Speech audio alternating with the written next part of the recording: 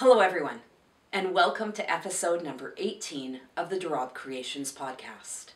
My name's Nicole, and I'm coming to you from Calgary, Alberta, here in Canada, where I live with my husband Barry, my son Riley, and my beautiful rescued Rottweiler named Grace. This podcast does deal primarily with crochet and the fiber arts, although sewing does enter into play as well. If you hear some ringing in the background, that is my beautiful, wonderful rescued Rottweiler named Grace. She may make an appearance. One day she will. She is a little camera shy. So, it's been a while since my last full podcast, and I do apologize, but being a retail worker at Christmas time is stressful and busy, to say the least, so my time is the most constricted at this time of year. It makes sense that I started my podcast last year in February because that is our quietest time. So expect to see bigger and better things as we move into the new year. But I'm glad that I was able to squeeze in this one more episode before Christmas. So yeah, let's get right into it. First of all, welcome. Welcome to all returning viewers. I'm so glad to see you. And a big welcome to any new viewers. If you do like what you see here, make sure you hit the like button and subscribe. Share it if you'd like. I am in other places on the interwebs as well. I am on Facebook as Rabe Creations.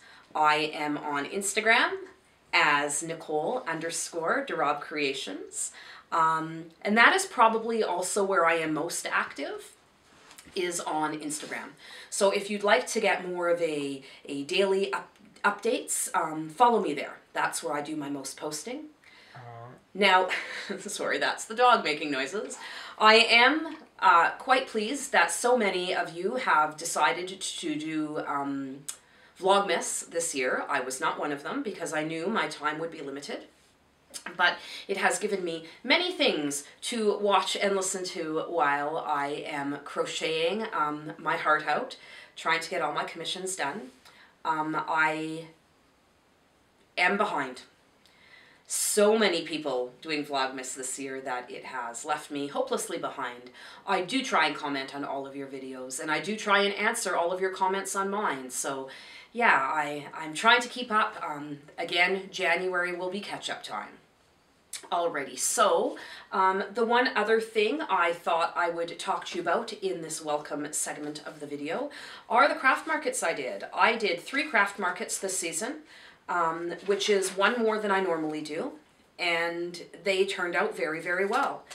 Now, one of the things that I have watched a few times on YouTube are people who sort of do craft market how-tos and whatnot, and if that's something that anybody is interested in, please let me know, and I would be more than willing to share my setups and my strategies with you. But I just thought I would go over briefly some of the things that did really, really well this season, and I would definitely say of the 3 markets, all of them did amazingly well with amigurumi. I am becoming quite a fan of the process of amigurumi. I have done many of them. Unfortunately, most of them are sold and gone, so I won't be able to show them to you in person. I will include as many pictures as possible at the end of the video. Any of the amigurumis you see, any of the product you see is stuff that sold during my craft fairs. But definitely a big interest in the amigurumi pieces, and it didn't seem to matter whether they were big ones or little ones. I sold almost all of my large amigurumis, which go for, you know, Canadian $45 plus, as well as a number of the smaller ones. I have my $25 amigurumis, I have my $5 and $10 amigurumis, depends on the size, on the complexity, on a lot of different things. But amigurumi was definitely a hot seller for the fall and Christmas markets that I did participate in. Looking forward at markets, I am hoping to do at least 1 spring market this year, possibly 2. So I will continue with the amigurumi. I think amigurumi is going to be my shtick, so to speak, at the craft markets. It seems to be what's attracting the most attention and the fewest number of competitors. Lots of people are doing the hats. Lots of people do scarves and blankets and those typical things you expect to see from knit and crochet. Very few people are doing amigurumi. Now, that could be due to the fact that they are so labor intensive. There is no way I can charge appropriately for my time with amigurumi, but if you've been watching this podcast for a while, you will know that I do tend to be a process crocheter. I just love the process. I don't necessarily want to make the same hat in 8 different colors, 40 different times. I like doing all kinds of different things, so that's where amigurumi is really working well. I'm able to do 15 different toys and have them on the table. I don't have to have multiples of each toy. Making them very bespoke and very unique and very individual seems to be what's appealing to people most. So that works really well with my methodology and my comfort level with crochet, and it allows me to not absolutely fill my house from bottom to top with amigurumi, because that would be a little crazy. All right, so that is part 1. Give me a few minutes and I will be right back with some of my finished projects that I do have to share with you.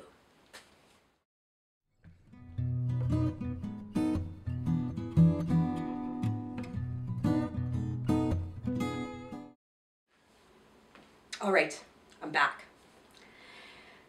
with some finished projects to share with you.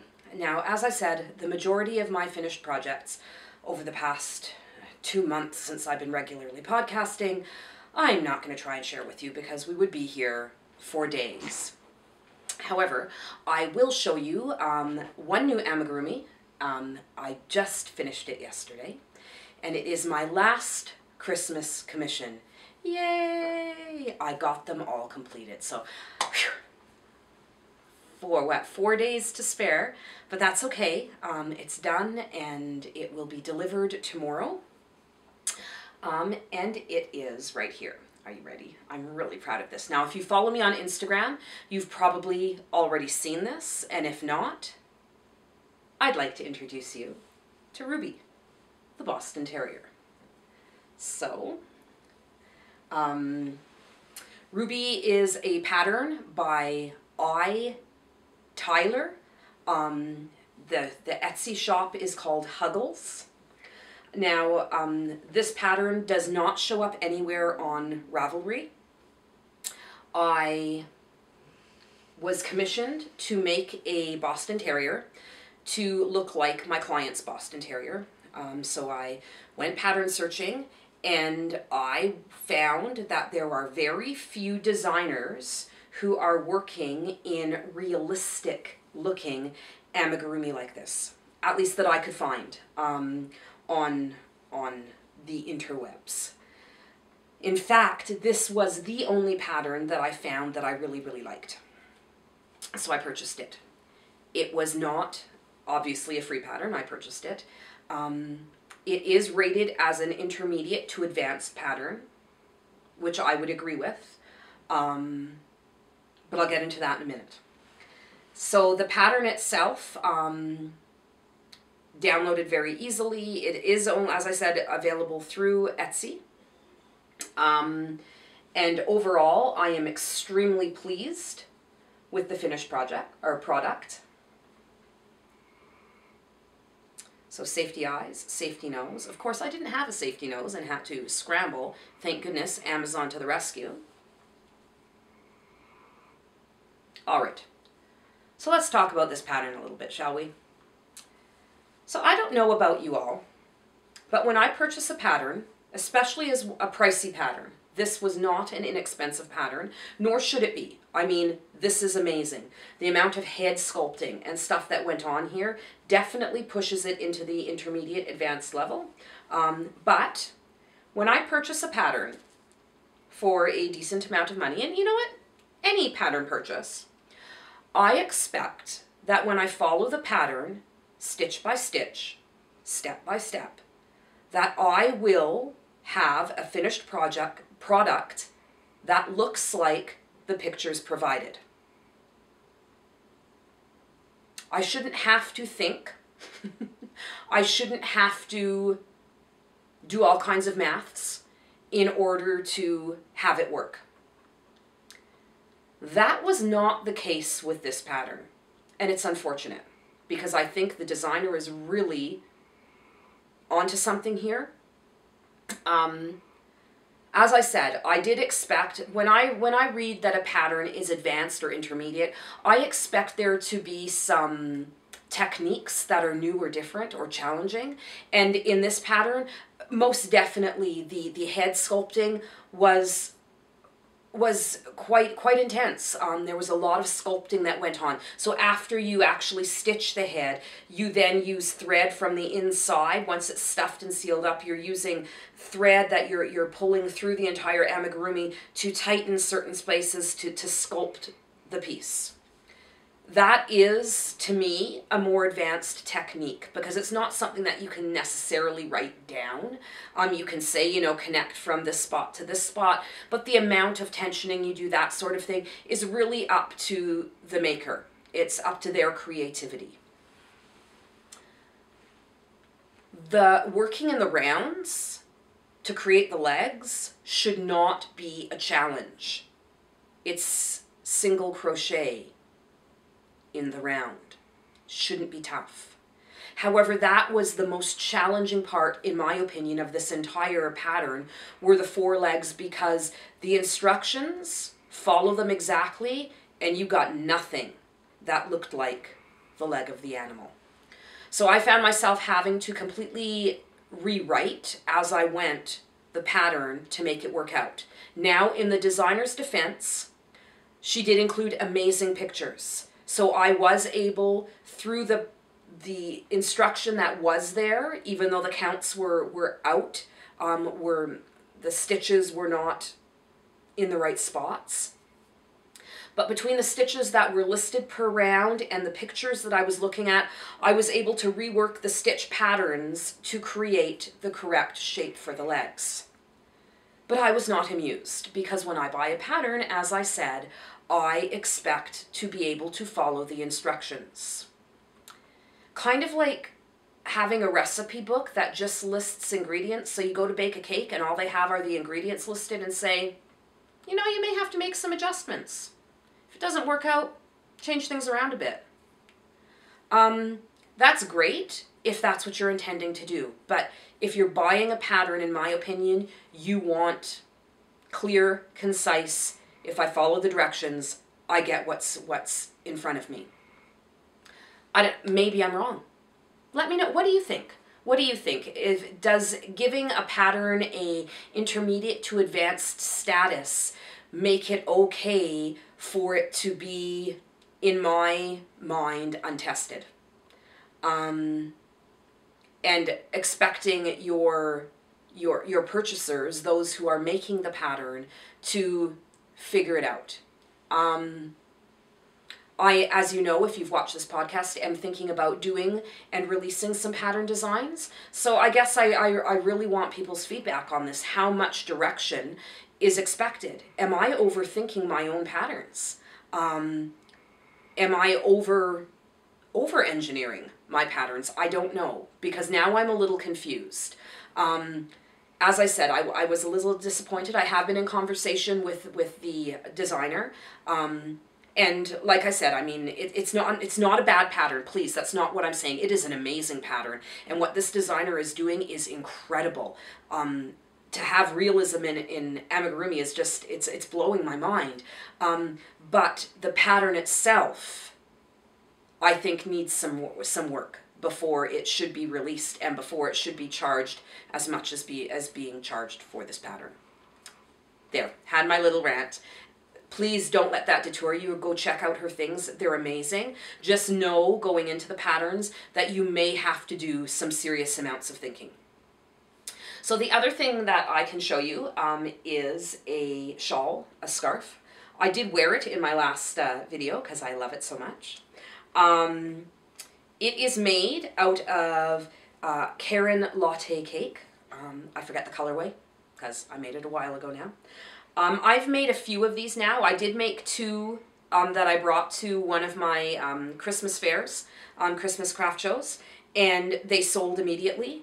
And then I made this one for me because it's purple and that's my thing. So I made one for myself. It is based on the Harvest Bandana Cowl, which is a pattern by Tamara Kelly. That's the Moogly channel on YouTube. The only additions I made, obviously I didn't use the yarn that she was using. I used the Karen Latte Cakes. And I added the tassels to the 3 corners just because I really like that look. So I did make one that was green toned and I made one that was blue toned, and those are the 2 that sold immediately at market. And then I made this one for myself. So yeah, soft, squishy. I've talked about this yarn before. The pattern itself is super easy to follow. It's actually 2 different stitch repeats. So you've got a granny stitch rows that are done for 5 rows, and then like a chain mesh, almost like filet crochet, that's done for 5 rows, and then back and forth and back and forth. I don't think that's giving too much away. Anybody looks at this will be able to see exactly what those stitches were. I won't tell you any counts or anything. Please visit that webpage. It is a free pattern, but I do like to make sure that the designers are getting full credit for the visits to their pages and whatnot. Once you know the pattern, you don't need to follow it anymore. You can just make them. And I really like how this worked out with the gradient yarn, with the self-color changing yarn. So that is the second finished project that I would like to share with you today. Now, as I said, that's it. That's all I'm going to show with you today, or share with you today. As we go forward now into podcasts and we talk about things that I'm currently working on, and I'll be able to share more things with you. But yeah, most of the things that I've made have been made to leave immediately. So yeah, that's that. So those are the finished projects that I have to share with you today. Come on back in a few seconds and I can share with you some new acquisitions, because there's been a couple.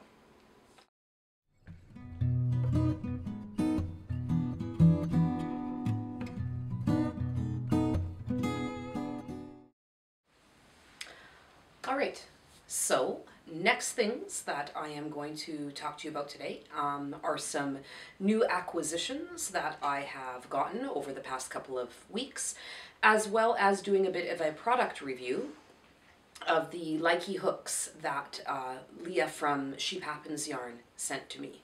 So let's start with some acquisitions. So first off, excuse me while I reach out of screen. From Louise at the Wool Baron. I've talked about her before.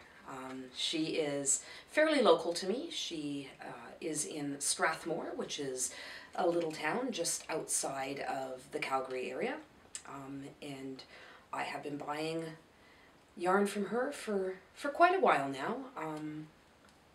I found her on Etsy when she was just starting her shop and immediately started purchasing.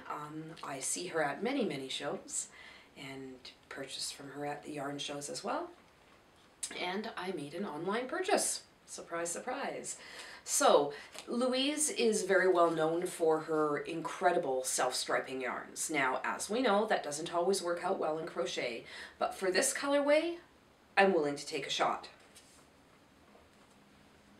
How beautiful is this?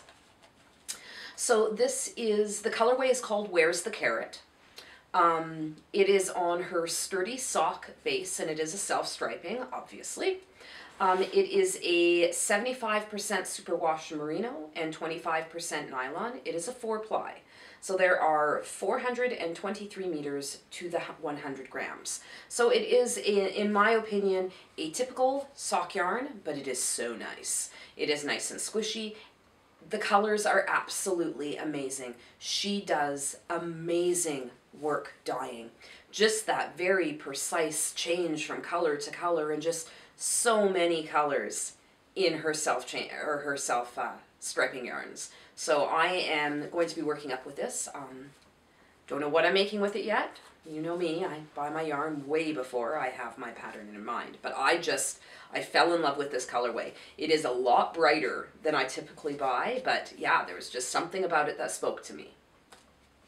So, Louise was incredibly generous, and she included in my package a couple of extra skeins of yarn. So let me show them to you now.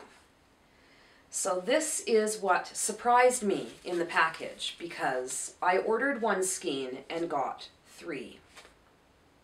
Amazing, right? Oh, this community, I tell you. So both of these are one-of-a-kind colorways, and Louise has said that this is a base that she tends to dye for herself, but not necessarily list in her shop very often. And it is an 80-10-10 blend of superwash merino, cashmere, and nylon. So you know what that means. The softness factor, the squish factor, just went up a whole bunch of notches. Sorry, Grace is growling. Gracie, hush. So neither of these have colorway names that I can share with you because they're one-of-a-kinds, but they are both absolutely beautiful. So this is MCN Light. It is 350 meters to the 100 grams. So I would say it's almost like a DK, a little bit lighter than a DK. Beautiful, absolutely beautiful. Don't know what this is going to be yet, but it is going to be something amazing and soft and wonderful. And thank you so much, Louise. It was a very unexpected addition to my package. And wow, thank you so much. So from there, I had placed an order a while ago. Now, normally when I order yarn, it tends to be yarn that is ready to ship. I haven't really done much ordering of yarn that's dyed to order. And to be honest with you, I probably won't do a lot of ordering of yarn that's dyed to order because in my experience now, it takes a really long time to get that yarn.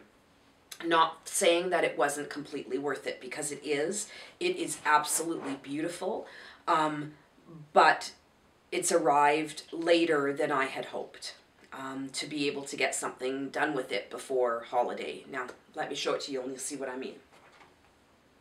So this is the gorgeousness of this yarn. It is a sock set, so it does have a full-size skein and a mini. The full-size skein is red and green. It has some brown, it's almost like a burgundy color in there. I wouldn't call it purple, it's more of a brown. Now, the colorway was listed in the designer shop. So this is a candy-coated yarn, and it's by Crafty Mama Designs on Etsy. As always, I'm going to share all these links down below. So if you're interested, please, by all means, go visit these people. These are amazing, amazing artists. But it was being released as a Halloween colorway based on Freddy from the famous movies. I'm sure you know what I'm talking about. But as soon as I saw it, I thought Christmas. I love the green and the red together, and the unexpectedness of the sort of purpley brown, I think just adds a little bit of interest to it. So I was really hoping to get these in time to make some holiday socks. Now, not saying that these won't become my Christmas Eve cast on. I think they will. But I was hoping to have the socks done before Christmas, and that didn't happen. Now, I get it. As I said, it's a dye to order, and therefore it took a longer time to get. I just wasn't sure how long that longer time would be. So let me give you some details about the yarn. So it is on her Sweet base, which is a 75% superwash merino and a 25% nylon. It is a fingerling 4-ply. There are 465 yards or 425 meters to the 100 grams. So very, very nice. And she was very generous. She sent a wonderful note and a coupon code. She also sent some candy and a tea bag. And I'm sorry, the dog is walking around again, so you're going to once again hear the jingle jangle of her collar. So yeah, the yarn is beautiful. The packaging was wonderful. The weight was a little long, but that was completely to be expected because it was a dye to order. So check her out on Etsy. Very, very nice. Just one more to show you, and this one actually arrived today just as I was setting up to record, so I got to show this one to you too. So this is another, oh, and I should say that this is another Canadian dyer. Crafty Mama Designs, I believe, is out of Ontario, but another Canadian dyer. Go Canada. So the third set of yarn I'm going to show you is yet another sock set, and this is a yarn dyer that, again, is from Alberta, so from my province. One that I have never ordered from before. I believe I heard about her on the Stitch and Sisters podcast. They do a lot of promotion of Canadian dyers as well, so, you know, always picking up some new ones. So this is Midnight Maker is who I ordered from, and this is her card. Midnight Maker, it's a big card, postcard size, and it is a sock set, as I said. So I believe the colorway of this is called Etta, E-T-T-A. It is a solid sock 3-ply, so it's only a 3-ply weight, as opposed to the 4-ply. It is an 80-20 superwash merino and nylon. There are 420 yards to 115 grams, so typical fingering weight yarn.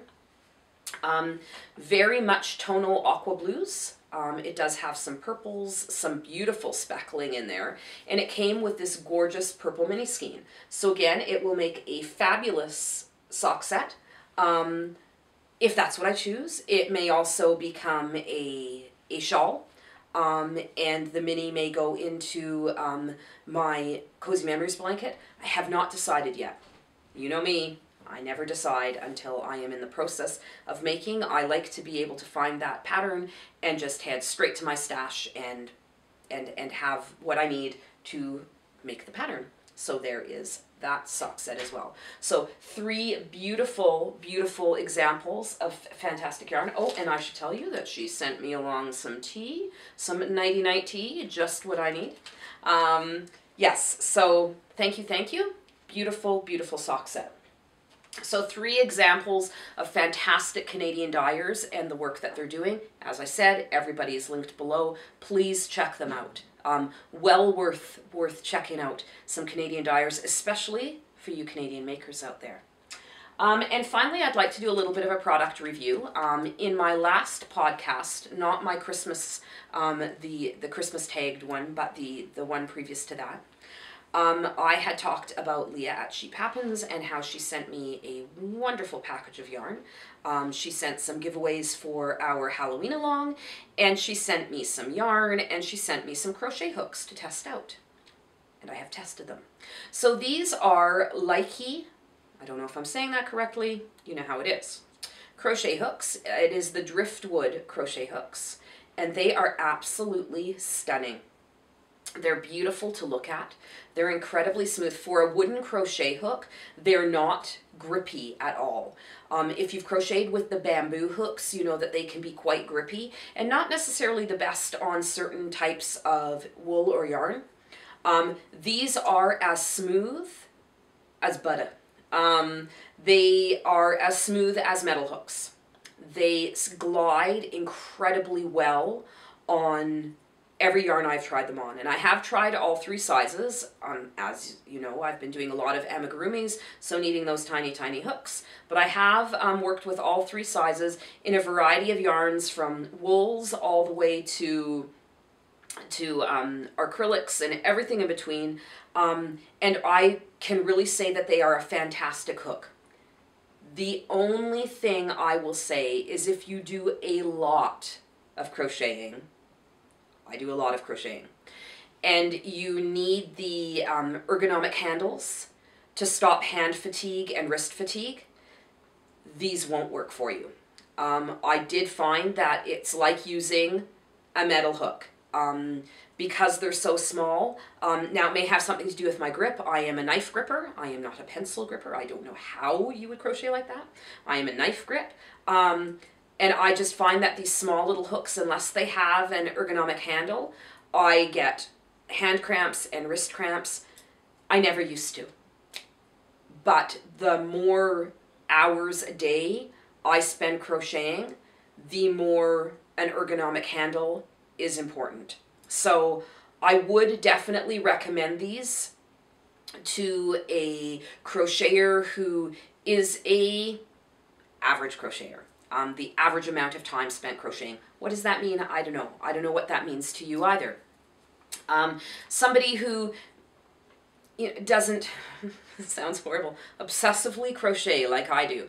I mean, honestly, I am never without my project in my hand. I take a project to work with me. I work it on my lunch break, after supper, in between chores, in between.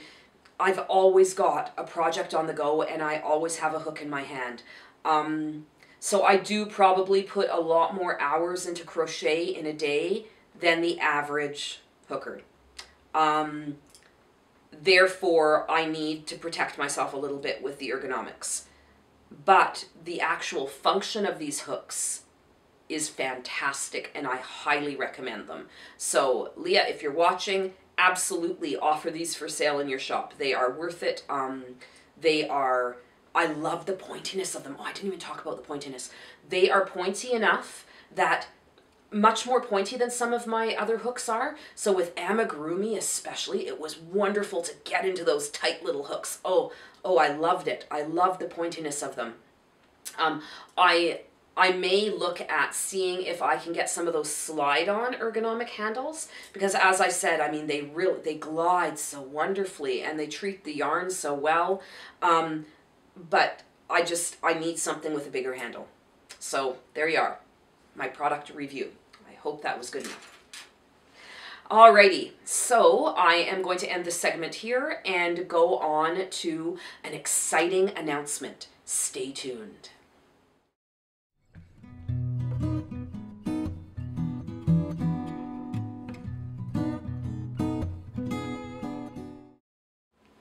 All right, so moving on a little bit, I do have an exciting announcement, as I said in the last segment. So, as you know, if you've been following the podcast for a while, we did a Halloween along, and it was a lot of fun, and I really enjoyed the process. So I have decided that come the new year, we are going to be having another make-along, crochet or knitting, it doesn't matter. But the theme of the make-along is going to be color work. Let that sink in for a bit. So it will start January 1st. So any projects that are 50% or less completed by January 1st will count as a WIP that can be included. So starting January 1st and running till the end of February, a colorwork cowl. So it can be any colorwork pattern, it can be any size of colorwork pattern. So mittens, socks, sweaters, bags, wall hangings, whatever strikes your fancy, crochet or knit will work. Some examples of some great colorwork patterns that I have found that are contenders for me. I'll show you some magazines here. Hold on for 1 second.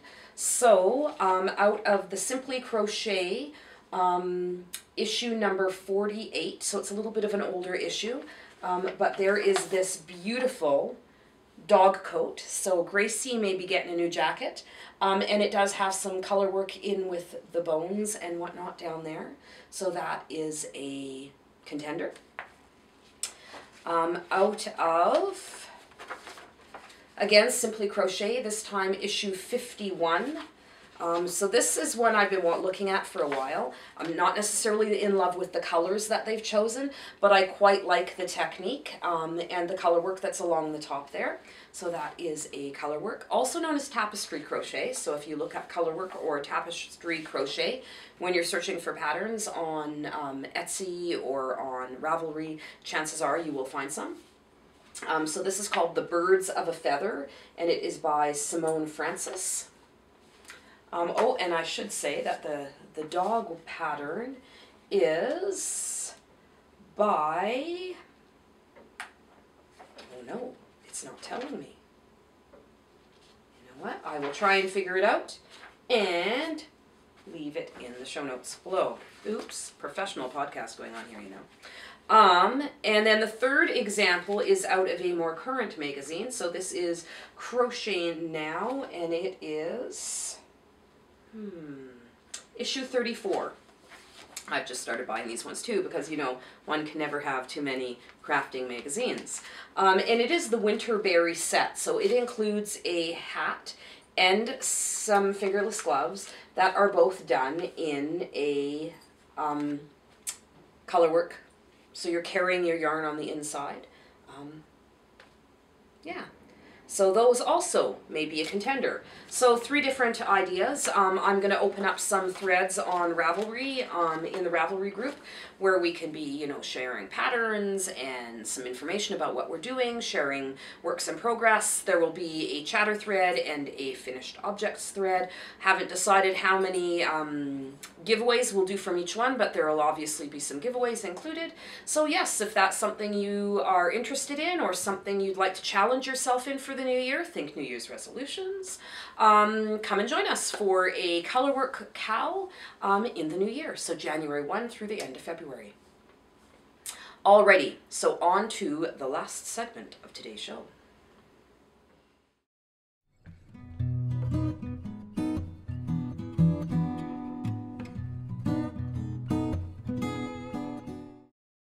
All right, last segment, and I promise I won't keep you very much longer. I'm losing the light, oh no.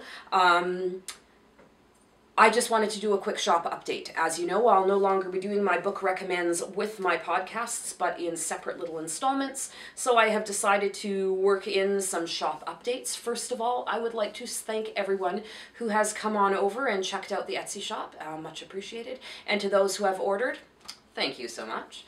I hope you are enjoying your new project bags. You know who you are. Yeah, I haven't done a whole lot of additions to the shop. Again, being the holiday season, I don't have time for much of anything. However, come January, there will be some new bags going in there. I have some beautiful patterned fabric that I have been stocking up, just getting ready to do up some new bags for the shop. And I have had a number of custom orders come through in the shop as well. So if you see a bag shape or you know, a design of bag that you really like and would like to get it, but potentially, you know, in different colors or have some ideas of specific types of prints you'd like, just send me a conversation in Etsy and we can get it figured out. I've also started doing the stitch markers. I did have a special order through Etsy that included some stitch markers, so I've started making up those, sending them along. I usually include a stitch marker with every bag purchase, but I will be listing some stitch markers separately in the shop as well. So come on over to Etsy, Rabe Creations on Etsy, and check out what we've got. Oh, I was also going to say, the way I have my Etsy shop set up is I will ship to Canada and to the US. I don't ship more internationally than the United States of America. However, if you live outside of those 2 regions and you really do want to order something, by all means send me a conversation either through Etsy or, you know, through even YouTube, and we can work something out. When about 6 months ago I was going to set up international shipping to go to the UK and whatnot, and it gets into the whole requirements by law to accept returns, and I don't accept returns through Etsy, and it complicated the process to the point that I didn't want to deal with it. So that doesn't mean that I won't ship to the UK. I just, yeah, your laws are weird. What can I say? Yeah, to try and come up with return policies and everything else was just complicating the process too much. This is supposed to be something that I'm just doing on the side and kind of just enjoying it. So you know what, if you do live outside of my shipping zones and you would like something just give me a ring. Well, don't give me a ring. Please don't call me. But you can send me a message on the various social media platforms, and I will get back to you and we can work something out. Alrighty, that's about it. That's all I've got for you today. I have talked enough. I'm losing the light. I still have presents to wrap. Heck, I've still got shopping to do. So I really need to get running here. Just wanted to say thank you if you stuck around this long. Remember about the thumbs up, hit the like button, subscribe if you haven't, share me if you can. Yeah, and I promise there will be more frequent episodes in January as things at work wind down a little bit and I have more time to do the things I really enjoy, like this. So that's it for now. If I don't talk to you, and I probably won't, before Christmas, because it's less than a week away, have a very Merry Christmas if you do celebrate. If not, please spend some extra time just relaxing and kicking back and enjoying the season. It does feel like we're having a bit of a weather change here in Calgary, and I expect there to be some fresh new snow within the next couple of days. Alrighty, that's it. Thank you so much for watching, and we'll talk to y'all soon. Bye now.